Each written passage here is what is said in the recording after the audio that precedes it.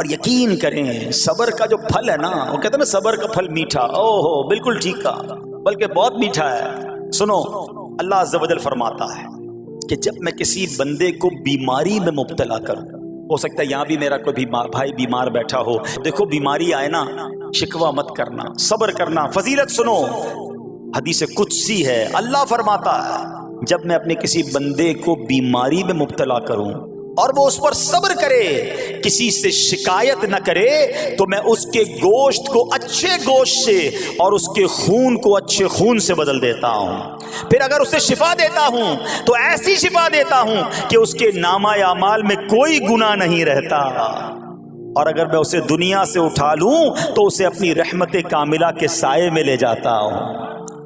ارے کمال ہو گیا، بیماری آئی، بیماری جب جاتی ہے تو گناہوں سے بھی پاک کر کے جاتی ہے، صرف ایک ہی تو کنڈیشن ہے، صبر کرنا۔ بیماری آئی، صبر کرنا، ہاں کسی سے بات نہ کریں، شکوہ نہ کریں، اللہ کی بارگاہ میں عرض کریں مولا تیری مہربانی، ہاتھ میں درد ہے باقی جسم تو سلامت ہے، اے اللہ آنکھ میں درد ہے باقی جسم تو سلامت ہے، اے اللہ گردوں میں پرابلم ہے میرا باقی جسم تو سلامت ہے، یہ بھی تیری مہربانی ہے۔ اللہ کرے کہ ہم شکر گزار بندے بن جائیں، کیونکہ یہ بیماری تو ہمارے گناہ معاف کروانے آئی تھی، مگر افسوس یہ ہے کہ جو گناہ معاف کروانے والا کام ہمارے ساتھ ہوا اس میں بھی ہم نے اللہ کو ناراض کر دیا اور شکوے شکایات کی۔ سنو سنو، اس نے اخلاق کے پیکر نبیوں کے تاجور صلی اللہ تعالی علیہ وسلم نے ارشاد فرمایا، ابھی تو صرف بیماری کی بات ہوئی نا، اب آؤ اگر کسی کو کاروبار میں نقصان ہو گیا، کسی کے پیسے کم ہو گئے، کسی کی جان و مال کا کوئی نقصان ہوا، کوئی آگ وغیرہ لگ گئی، سنو اللہ کے حبیب علیہ الصلوۃ والسلام فرماتے ہیں کہ اللہ ارشاد فرماتا ہے، پھر حدیث قدسی ہے کہ جب میں اپنے کسی بندے کے بدن یا اس کے مال یا اس کی اولاد کی طرف کوئی سختی بھیجوں،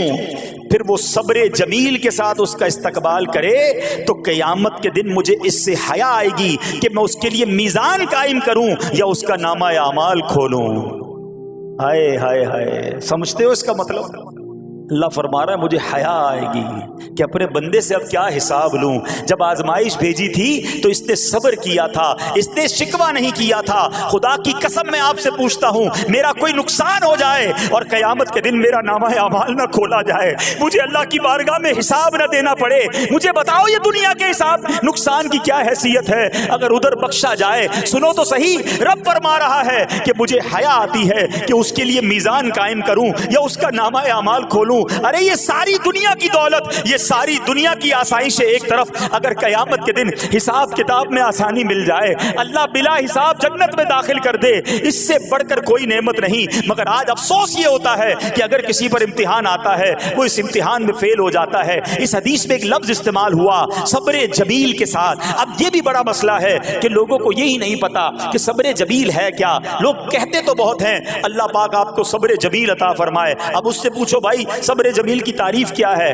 تو پھر تعریف نہیں پتا ہوتی۔ یہ کسی جمیل بھائی کا صبر نہیں ہے کہ جس کو صبر جمیل کہا جاتا ہے۔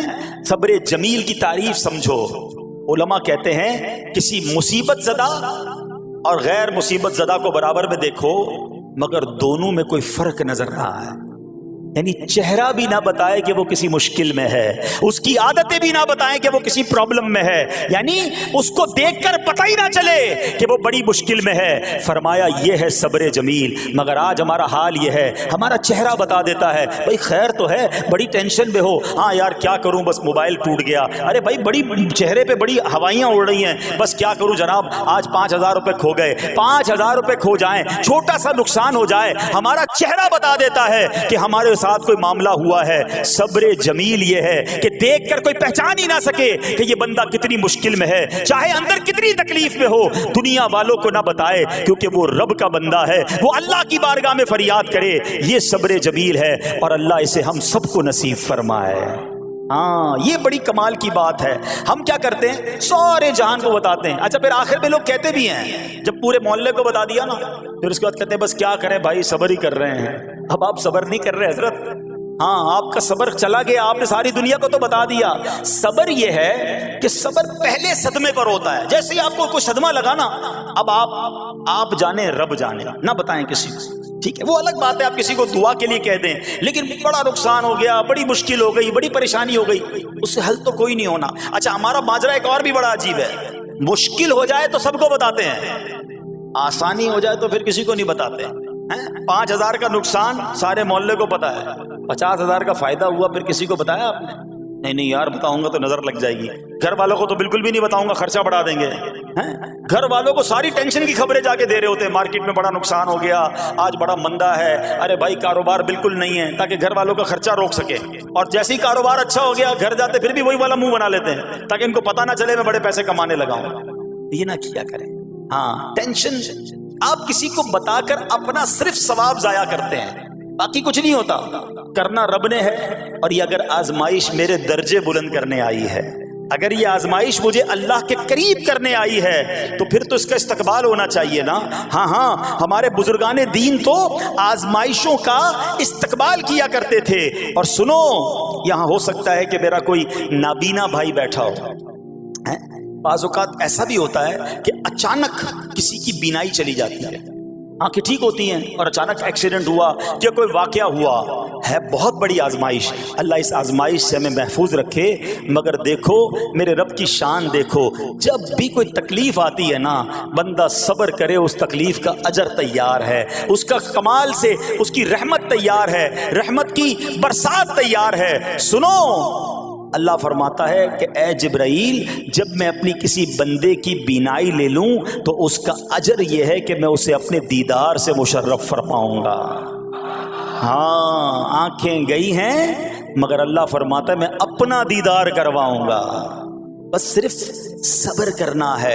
इसी तरह मेरे प्यारे इस्लामी भाइयों, बाज लोगों के यहाँ बच्चे का इंतकाल हो जाता है, छोटे छोटे बच्चों का इंतकाल हो जाता है, या बाज औक़ात पैदाइशी बच्चा मरा हुआ होता है, पैदा उसका इंतकाल हो जाता है, या बाज़ औक़ात विलादत से पहले ही बच्चा ज़ाया हो जाता है। बहुत शोर, बड़ा वावेला, बड़ा रोना पीटना घरों में होता है। मत किया करो ऐसा। यकीन करें ये बहुत बड़ा इनाम तुम्हें मिलने जा रहा है। ऐसा ना हो ये रोना पीटना, ये बेसब्री, ये अल्लाह की बारगाह में शिकवे शिकायत, इतने बड़े तुम अजर से महरूम रह जाओ। सुनो, अल्लाह के आखिरी नबी सल्लल्लाहु ताला अलैहि वसल्लम ने फरमाया, जिस मुसलमान जोड़े के 3 बच्चे इंतकाल कर जाएं, अल्लाह अज़्ज़ व जल उन बच्चों पर फजल व रहमत करते हुए इन दोनों यानी माँ बाप को जन्नत में दाखिल फरमाएगा। सहाबाए कराम ने अर्ज की, किसी के 2 बच्चे, फरमाया 2 बच्चे भी, फिर अर्ज की और 1, फरमाया 1 भी, फिर फरमाया उस जात की कसम जिसके कब्ज़े कुदरत में मेरी जान है, जिस औरत का कच्चा बच्चा फौत हो जाए यानी हमल जाया हो जाए और वो उस पर सब्र करे, तो वो बच्चा अपनी माँ को अपनी नाफ के जरिए खींचता हुआ जन्नत में ले जाएगा। ये तो जन्नत का टिकट था। मगर शिकवे शिकायत, अल अमान वल हफीज, घर में मौत मैयत कोई नुकसान हो जाए, हमारी औरतें, हमारे घर के अफराद वो वावेला करते हैं। मादअल्लाह, बाज़ औक़ात तो कुफरिया कलमात ज़बान पर होते हैं। मादअल्लाह सुम्मा मादअल्लाह, कहते कि अल्लाह को हमारा ही घर मिला था, इतने छोटे बच्चे का क्या कसूर था। अस्तग़फिरुल्लाह, ये तुम्हारे जुमले, एक तो घर में मुसीबत पहले ही आई हुई है और तुम अल्लाह पर एतराज करके मादअल्लाह अल्लाह को जालिम कह के अपना ईमान भी ज़ाया कर बैठे, ये तो इससे बड़ी मुसीबत हो गई ना। तो ना करें ऐसा। सीखो, आज मैंने आपके सामने हजरत अय्यूब अलैहिस्सलाम की सीरत और कुरानी वाकया बयान किया कि सब कुछ चला गया मगर वो अल्लाह की रिजा पर राजी थे। रब ने उन्हें सब्र करने वाला बंदा भी फरमाया और सारी नेमतें पहले से ज्यादा अता फरमा दी। हाँ, बिल्कुल नवाजा जाएगा, सब्र का दामन अगर ना छोड़ें। सुनो, हमारे असलाफ कैसे सब्र करते थे। हजरत सैयदना फता मूसली रहमतुल्लाहि तआला अलैह की ज़ौजा मोहतरमा रदी अल्लाह ताला अन्हा का पाँव फिसल गया और उनका नाखून टूट गया। वो मुस्कुराने लगी। अल्लाह अकबर, कभी कभी हमारा भी नाखून टूटा होगा, बहुत तकलीफ होती है। नाखून टूटे तो जान निकल जाती है, मगर आप मुस्कुराने लगी। किसी ने पूछा कि आपको नाखून टूटने का दर्द नहीं हुआ, आप मुस्कुरा रही हैं? तो फरमाती हैं कि इस दर्द पर जो सवाब मिलेगा ना, मुझे दर्द पर सब्र करूंगी और जो मुझे उस पर सवाब मिलेगा, तो उस सवाब के तसव्वुर ने मेरे दर्द की तलखी को दूर कर दिया। हाय हाय हाय, ये है अल्लाह वाले। हाँ, सब्र करना कोई इनसे सीखे। मेरे प्यारे इस्लामी भाइयों, अहादीस में, रिवायतों में ये मजमून मिलता है कि अल्लाह करीम की बारगाह में بندے کا کوئی درجہ رکھا ہوتا ہے، یعنی اللہ کی رضا یہ کہ بندہ اس سٹیج تک پہنچ جائے، اس درجے تک پہنچے، مگر وہ نماز کے ذریعے، روزوں کے ذریعے، عبادتوں کے ذریعے اس درجے تک نہیں پہنچتا، پھر اللہ اس پر آزمائش بھیجتا ہے کہ میرا بندہ صبر کر لے تاکہ صبر کر کے اس درجے کو حاصل کر لے۔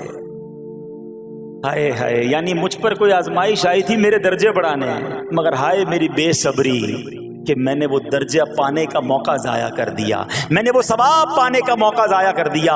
خدا را یاد رکھنا، اگر کسی آزمائش سے گزر رہے ہو تب بھی، اور اگر آئندہ کوئی آزمائش آئے، صبر کا دامن نہ چھوڑنا، یہ تصور کر لینا کہ یہ میرے گناہ معاف کرنے کا ذریعہ بن رہا ہے، یہ میرے درجے بڑھانے کا ذریعہ بن رہا ہے۔ اور سنو، جب مصیبت آئے تو پڑھنا کیا ہے؟ رسول اللہ صلی اللہ تعالی علیہ وآلہ وسلم نے فرمایا، جو مصیبت کے وقت انا للہ و انا الیہ راجعون کہتا ہے تو اللہ عز و جل اس کی پریشانی دور فرما دیتا ہے اور اس کے کام کا انجام اچھا فرماتا ہے، اور اسے ایسا بدل عطا فرماتا ہے جس پر وہ راضی ہو جاتا ہے۔ تو یہ پڑھ لیں، لیکن شکوہ نہ کریں، دنیا والوں کو بتانے کی حاجت نہیں۔ اچھا، وہ جو میں بات کر رہا تھا کہ تکلیف سب کو بتانی ہے اور راحت کے بارے میں کسی کو کوئی شکر کرتا ہوا نظر نہیں آتا۔ ایک بار ایک شخص کے سر پر جو ہے نا وہ تکلیف ہوئی نا، سر میں درد ہو گیا، اس نے پٹی باندھی اور گھومنے لگا۔ اس زمانے میں حضرت رابعہ بصریہ رضی اللہ رحمۃ اللہ تعالی علیہا، اللہ کی بہت بڑی ولیاں ہیں، آپ نے اس کو دیکھا کہ کیوں پٹی باندھی ہے؟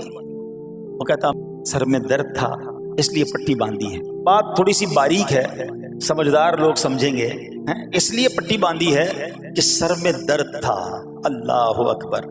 اس اللہ والی نے پتہ ہے کیا کہا؟ آپ کہتی ہیں کبھی صحت کی پٹی بھی باندھی ہے؟ یہ جملہ ہے بڑا سمجھنے والا ہے، یعنی اللہ نے اتنے دنوں تک صحت میں رکھا تو کسی کو نہیں بتایا، اور تھوڑے دنوں کی تکلیف آئی تو پٹی باندھ کے سب کو بتانے چلا ہے کہ رب نے بیمار کیا ہے۔ ہاں، ہمیں اللہ کریم کی طرف سے آزمائش ہمیشہ تھوڑی آتی ہے۔ اگر اپنی زندگی کا ہم پورا عرصہ کیلکولیٹ کریں نا کہ بھئی 40 سال کا کوئی بندہ ہو گیا ہے تو کتنے دن ہوئے 40 سال میں؟ ٹھیک ہے، ایک بار کبھی بیٹھ کے اکیلے میں حساب کرنا، اتنے ہزار دن میں نے دنیا میں گزارے، کتنے دن بیمار رہا؟ تو شاید چند دن، 100 دن، 50 دن، 200 دن بنیں گے۔ کئی ہزار دنوں میں سے اگر چند دن اللہ نے مجھ پر آزمائش ڈالی تو ہزاروں دن راحت بھی تو ڈالی نا، صحت بھی تو عطا فرمایا۔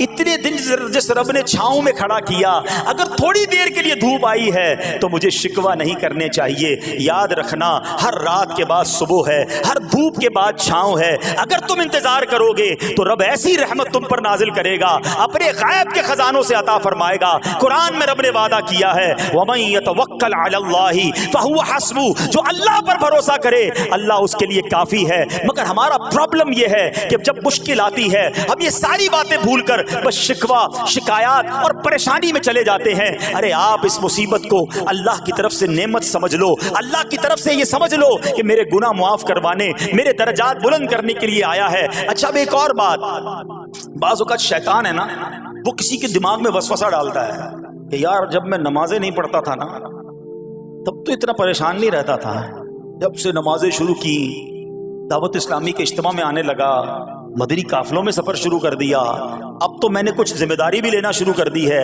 ارے میں نے جب سے امامہ پہنا ہے، یہ داڑھی رکھ لی ہے، میری کوئی اسلامی بہن سن رہی ہے کہ بے پردہ گھومتی تھی تو کوئی اتنا ٹینشن نہیں تھا، اب میں نے جناب پردہ کرنا شروع کیا ہے، قرآن پڑھنا شروع کیا ہے تو ٹینشنیں شروع ہو گئی ہیں۔ اب شیطان بعض لوگوں کے ذہنوں میں یہ وسوسہ ڈالتا ہے کہ میں تو دین کے قریب ہو رہا ہوں، اللہ کے قریب ہو رہا ہوں، اور مجھ پر آزمائشیں کیوں آ رہی ہیں؟ سنو، سبحان اللہ، اللہ کے حبیب علیہ الصلوۃ والسلام کی کیا شان ہے۔ اعلیٰ حضرت ایسے ہی نہیں کہتے کہ میں نثار تیرے کلام پر، ملی یوں تو کس کو زبان نہیں، وہ سخن ہے جس میں سخن نہ ہو، وہ بیان ہے جس کا بیان نہیں۔ میرے آقا نے کم و بیش 1450 سال پہلے یہ مسئلہ سالو کر دیا۔ حضرت سیدنا سعد بن ابو وقاص رضی اللہ تعالیٰ عنہ فرماتے ہیں کہ میں نے عرض کی، یا رسول اللہ صلی اللہ تعالیٰ علیہ وسلم، سب سے زیادہ مصیبتیں کن لوگوں پر آئیں؟ گلی مقاتی نا، پنجابی بچ کہتے ہیں نا، گالی بات ہی ختم کر دی۔ حضور یہ بتائیں سب سے زیادہ مصیبتیں کن لوگوں پر آئیں؟ پیارے آقا نے فرمایا انبیاء پر۔ اللہ اکبر، اللہ کے سب سے قریب تو انبیاء ہیں نا، انبیاء پر۔ پھر ان لوگوں کے بعد جو لوگ بہتر ہیں، پھر ان کے بعد جو بہتر ہیں۔ سنو اب اگلا جملہ، بندے کو اپنی دینداری کے اعتبار سے مصیبت میں مبتلا کیا جاتا ہے۔ اگر وہ دین میں سخت ہوتا ہے اس کی آزمائش بھی سخت ہوتی ہے، اگر وہ دین میں کمزور ہوتا ہے تو اللہ عز و جل اس کی دینداری کے مطابق اسے آزماتا ہے۔ بندہ مصیبت میں مبتلا ہوتا رہتا ہے یہاں تک کہ اس کے دنیا میں ہی اس کے سارے گناہ بخش دیے جاتے ہیں۔ گویا اللہ کی یہ رحمت ہے کہ بندہ بڑا نیک ہو رہا ہے، رب چاہتا ہے کہ اس بندے پر آزمائش بھیجوں، میرا نیک بندہ صبر کرے، اس کے گناہ معاف ہو جائیں اور میرے پاس آئے تو اس کو جنت میں داخل کر دوں۔ اللہ عز و جل جب اپنے کسی بندے سے محبت فرماتا ہے یا اسے اپنا دوست بنانے کا ارادہ فرماتا ہے تو اس پر آزمائشوں کی بارش فرما دیتا ہے۔ اب سوال ہے نا کہ میں اللہ دوست بھی بنا رہا ہے، اللہ کریم اس پر محبت بھی فرما رہا ہے اور آزمائشیں بھی بھیج رہا ہے۔ دوست پر آزمائشیں کون بھیجتا ہے؟ دوست کو تو راحتیں ڈالی جاتی ہیں۔ ہائے ہائے، اب یہی تو امتحان ہے، یہی تو چیک ہے۔ سنو، نبی پاک فرماتے ہیں جب اللہ اس پر آزمائش بھیجتا ہے نا، وہ بندہ اپنے رب کو پکارتا ہے، اے میرے رب عز و جل، تو اللہ فرماتا ہے میرے بندے تو جو کچھ مجھ سے مانگے گا میں تجھے عطا فرماؤں گا، تو جلد ہی تجھے دے دوں گا اور اسے تیری آخرت کے لیے ذخیرہ کر دوں گا۔ آج کل ویسے بھی حال ایسا ہی ہے جناب، جب تک پیسہ ہے، شہرت ہے، آپ کے پاس کوئی مال ہے تو آس پاس بہت سارے لوگ ہوتے ہیں، مگر جب یہ سب چیزیں چلی جائیں نا تو بعض اوقات ایسی کنڈیشن میں اپنے اور پرائیوں کی جانچ بھی ہو جاتی ہے کہ اب کون کھڑا ہے۔ دوستی مال کے لیے تھی، دوستی شہرت کے لیے تھی، دوستی منصب کے لیے تھی، یا کسی کی ذات سے واقعی خالص دوستی تھی؟ اب کیا ہوا؟ آپ کے سارے رشتہ دار، سارے دوست بھی دور چلے گئے، سوائے آپ کی فرما بردار زوجہ تھی جن کا نام تھا رحمت بن افرایم، اور یہ حضرت یوسف علیہ السلام کی پوتی بھی تھی، اللہ کے نبی کی آل سے تھی، وہ آپ کی خدمت کرتی رہی۔ اب جسم پر پھوڑے ہیں، آبلے ہیں، ایک بیوی ہے، نہ پیسہ ہے، نہ مال ہے، نہ بچے ہیں، واٹ ایور جو تھا سب ختم، مگر زبان ہے کہ اس پر پھر بھی اللہ کا ذکر جاری ہے، پھر بھی شکر جاری ہے، پھر بھی صبر ہے۔ بات کرنا آسان ہے جناب، مشکل آئے اور صبر کرے بندہ، اصل امتحان یہ ہے۔ زباں پر شکوے رنجو علم لایا نہیں کرتے، زباں پر شکوے رنجو علم لایا نہیں کرتے، نبی کے نام لیوا غم سے گھبرایا نہیں کرتے۔ ہم میں سے کسی پر ایسی آزمائش نہیں آئی نا، چھوٹی موٹی آزمائشیں تو آتی رہیں گی۔ ایک بات یاد رکھنا، یہ زندگی کی جو گاڑی ہے نا، یہ مسائل کے پہیوں پر ہی چلتی ہے۔ ہمیں بعض اوقات کسی کی گاڑی، کسی کا مکان، کسی کا خوبصورت چہرہ، کسی کی مسکراہٹ دیکھ کر لگتا ہے یار یہ تو دنیا کا سب سے سخی آدمی ہے۔ ایسا نہیں، تو یہ نہ سمجھے کہ سارا جہان جناب سخی ہے اور میں اکیلا دکھی ہوں، ایسا نہیں ہوتا، بلکہ اس جہاں میں تقریباً ہر بندہ ایسا ہوتا ہے جس کے ساتھ کوئی نہ کوئی دکھ لگا ہوا ہوتا ہے، کوئی نہ کوئی پریشانی ہے، کسی کو مال کی پریشانی، کسی کو روزگار کی پریشانی، کسی کو بیماری لگی ہے، کسی کو اور ٹینشن ہے۔ تو یہ کبھی بھی نہ سوچے کہ میں زندگی گزاروں گا اور کوئی ٹینشن نہیں آئے گی، تیار رہو امتحان کے لیے، امتحان ضرور آنا۔ اب کمال یہ ہے کہ اس امتحان میں پاس کون ہوتا ہے۔ حضرت ابراہیم پر امتحان آیا، زبان پر صبر ہے، شکر ہے، شکوہ نہیں ہے۔ اب کیا ہوا کہ آپ کا سال ہاں سال تک یہ محال رہا، یہ 2-4 مہینے کا پرابلم نہیں تھا، کئی سال تک آپ بیمار رہے، آپ کی زوجہ جو ہے وہ خدمت کرتی رہی۔ اچھا یہاں ایک غلط فہمی دور کر دوں کہ کچھ لوگ یہ کہتے ہیں، یہ کتابوں میں پتہ نہیں کچھ کتابوں میں لکھ دیا گیا کہ حضرت ایوب علیہ السلام کو معاذ اللہ کوڑ کی بیماری ہو گئی تھی۔ ایسا بالکل نہیں تھا، کوڑ کی بیماری نہیں ہوئی تھی، بلکہ نہ کوڑ ہوا نہ جزام ہوا، آپ کو جسم پر پھوڑے پھنسیاں جن کو کہتے ہیں آبلے نکل آئے تھے، کیونکہ کوڑ کی بیماری وہ ہوتی ہے کہ جس سے لوگ نفرت یا حقارت کرتے ہیں۔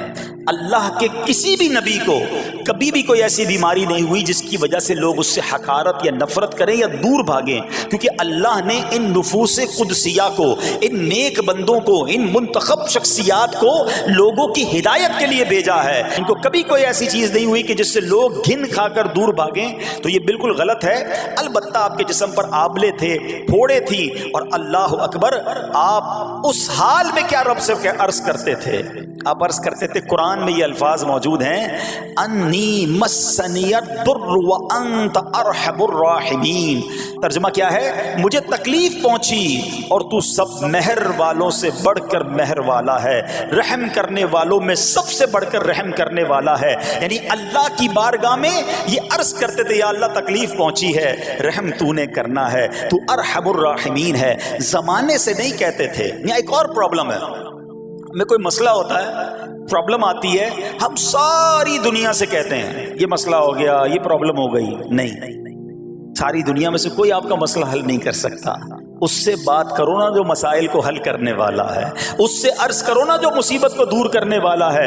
ادھر ادھر جانے کی بجائے پرابلم یہ ہے، جب بھی مشکل آتی ہے ہم سب کے پاس جاتے ہیں، ہم رب کے پاس نہیں جاتے ہیں. جاؤ اس کے پاس جو حل المشکلات ہے، جو مصیبتوں کو حل کرنے والا ہے، اس کی بارگاہ میں فریاد کرو.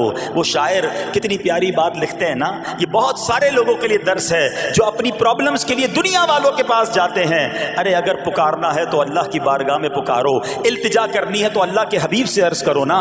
شاعر لکھتے ہیں، کسی کا احسان کیوں اٹھائیں، کسی کو حالات کیوں بتائیں، کسی کا احسان کیوں اٹھائیں، کسی کو حالات کیوں بتائیں. تمہیں سے مانگیں گے تم ہی دو گے، تمہارے در سے ہی لو لگی ہے. ہم اللہ کی بارگاہ میں عرض کریں، اللہ کے حبیب کی بارگاہ میں لو لگائیں.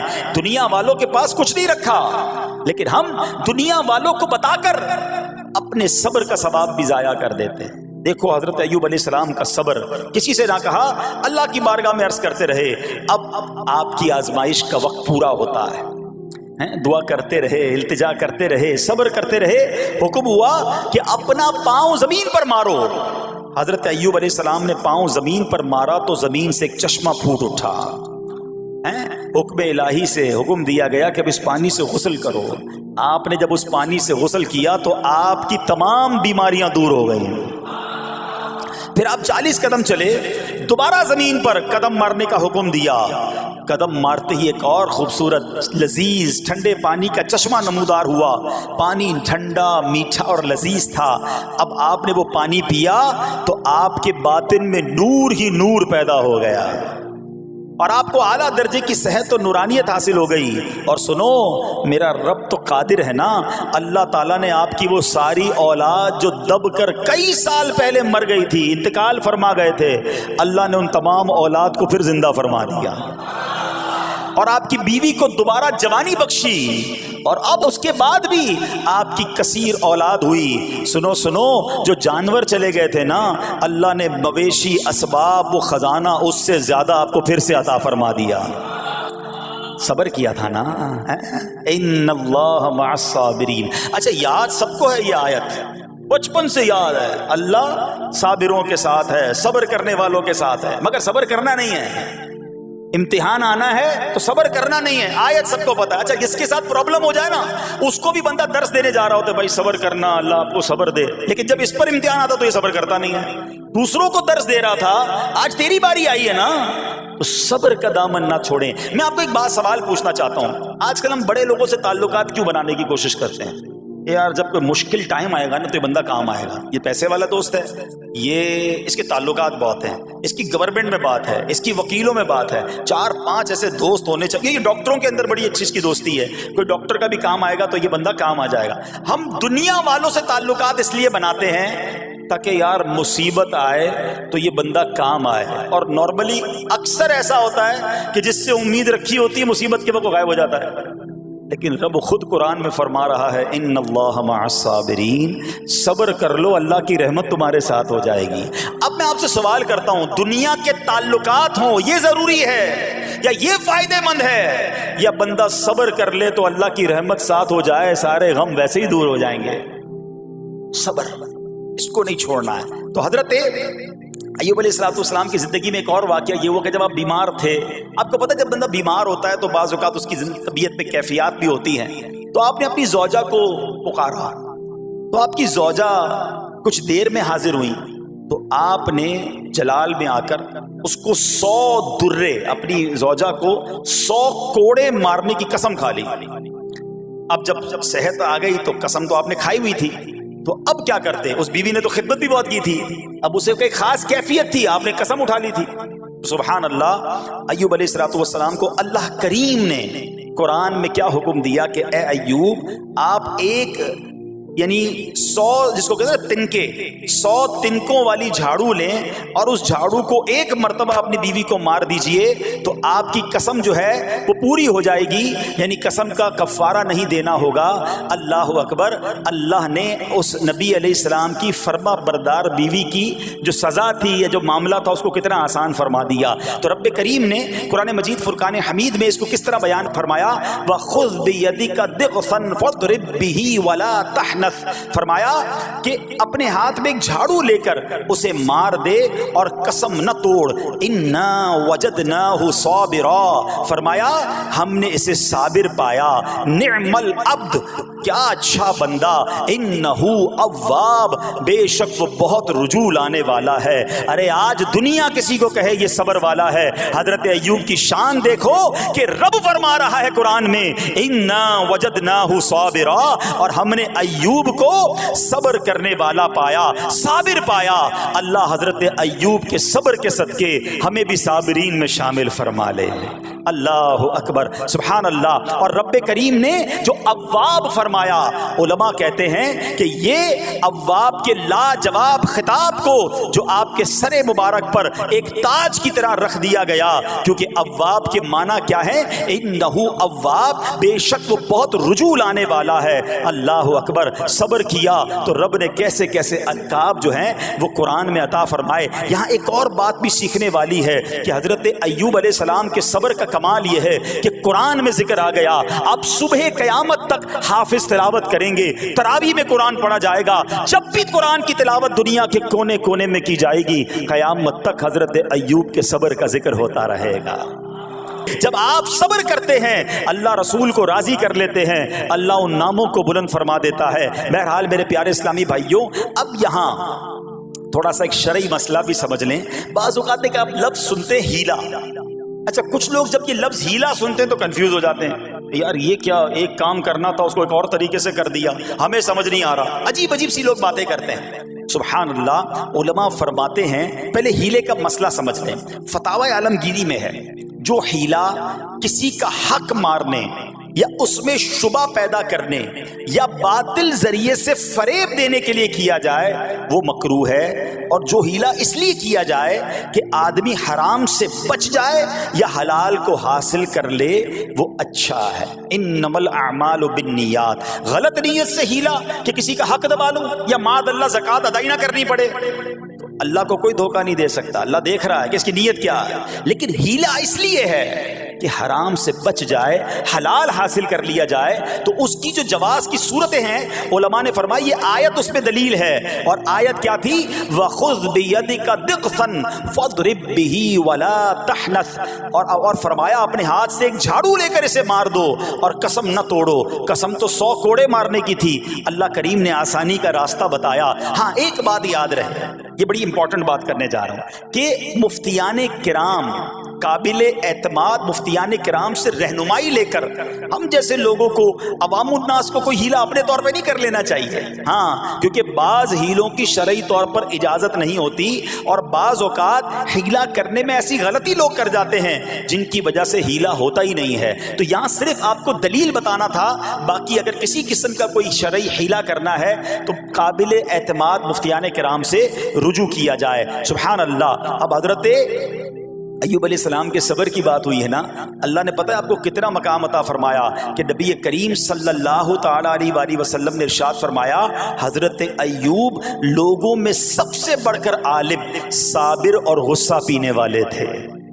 حضرت ابن مسعود رضی اللہ تعالیٰ عنہ سے مروی ہے کہ حضرت ایوب علیہ السلام قیامت کے دن صبر کرنے والوں کے سردار ہوں گے۔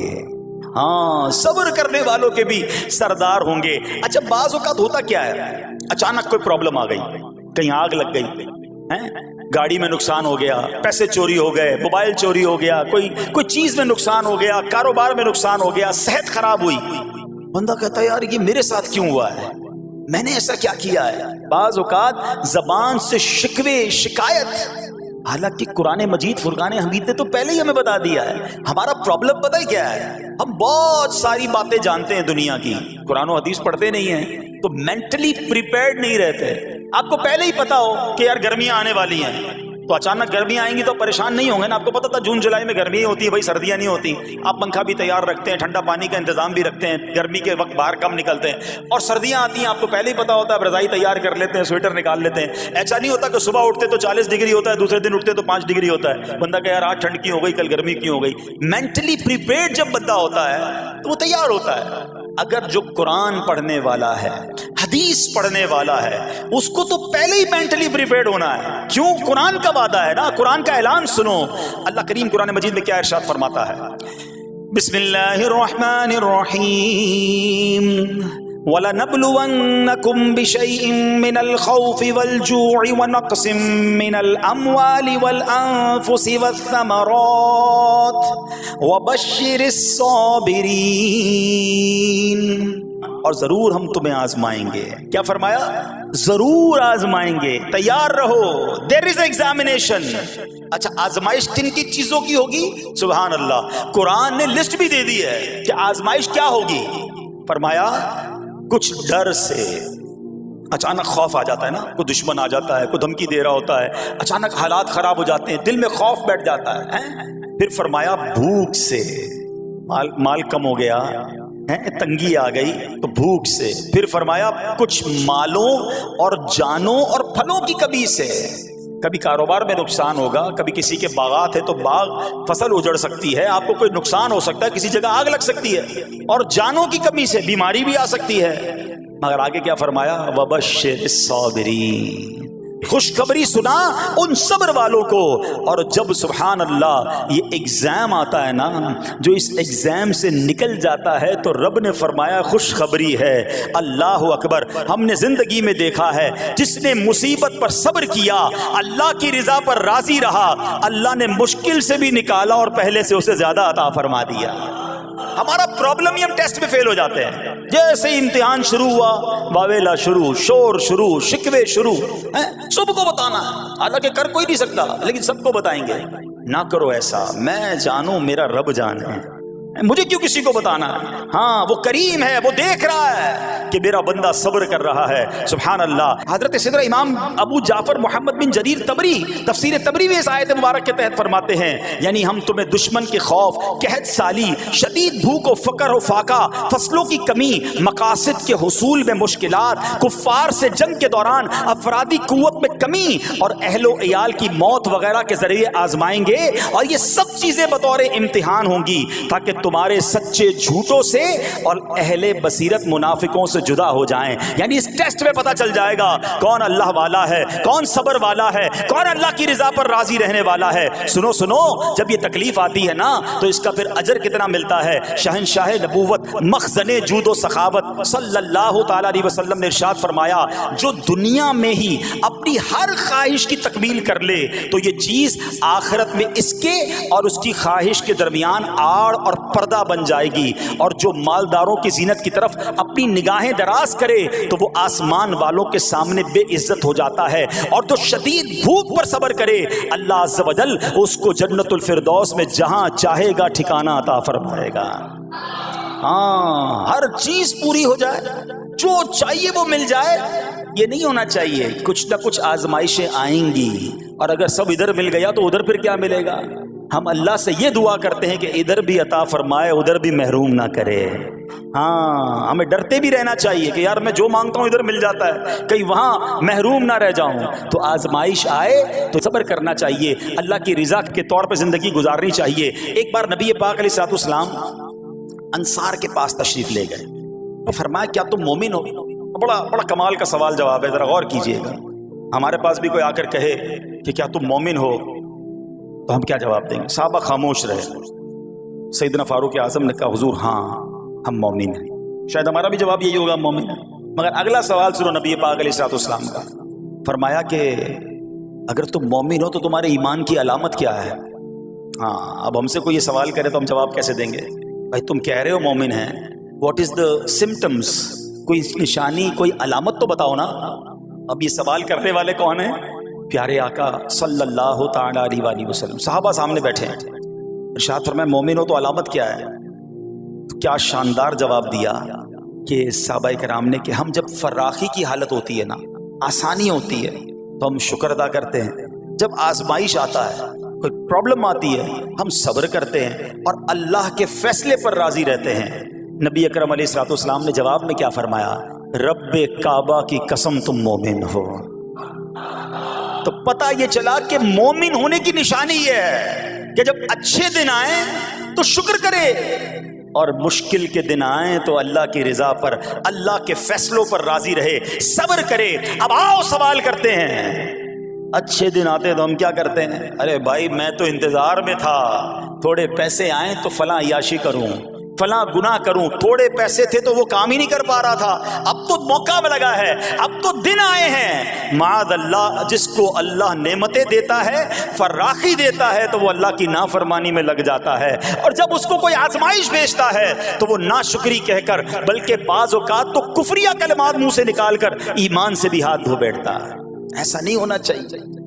अक्लमंद वो है, याद रखना कि रब जितनी अताएं बढ़ाए हम उतने सजदे बढ़ाए, हम उतने सदके बढ़ाए।